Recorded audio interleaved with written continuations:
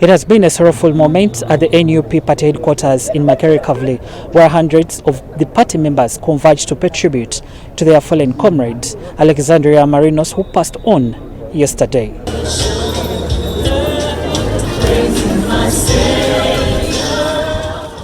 Alexander Marinos is among the many NUP members who tested the harshness of the security operatives in 2022 after CMI operatives detaining her on claims for supporting NUP and Bobby Wine. The memorial prayers attracted a number of serving NUP politicians and those vying for various positions on the NUP ticket.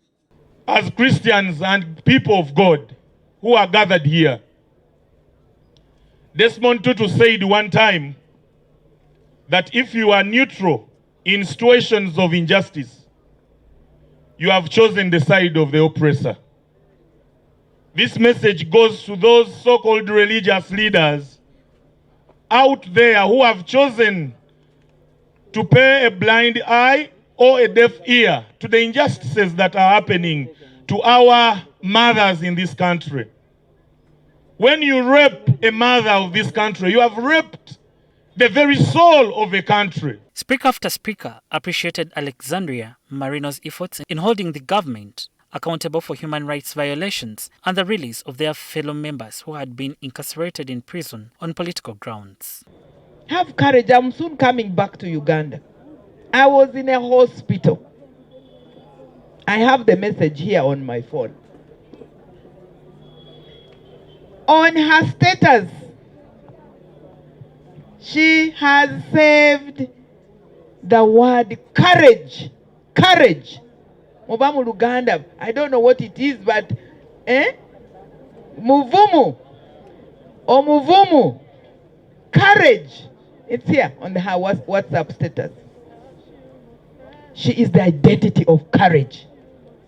We think it is the government that is abetting these crimes against humanity, because you can see that people have been crying. It did not start yesterday, it did not start today. It has been on for all this period, for the 40 years actually. Demands clarity. In the scenarios like this, we need to caution and ask Uganda Human Rights Commission what they are doing in order to protect the rights of individuals who are politically manipulated. Marinos' family said that she was a pillar for the family and an exemplary hard-working woman. Secretary General Bongoya there always, whenever I could reach there at the hospital. Okay, I appreciate for that, because they were there for her. They have done their part, and God is the final answer. NUP's leadership and other party members condemned the acts of violence against human rights that they are subjected to. This is another statistic, because so many people have been tortured, so many people have been killed. We are only gathered here today because Marinos was brave enough to speak about it, and because the world got to know about Marinos' fate. But so many people go through the same predicament. The UPDF and Uganda police, which are supposed to be servants to Ugandans, are now the predators.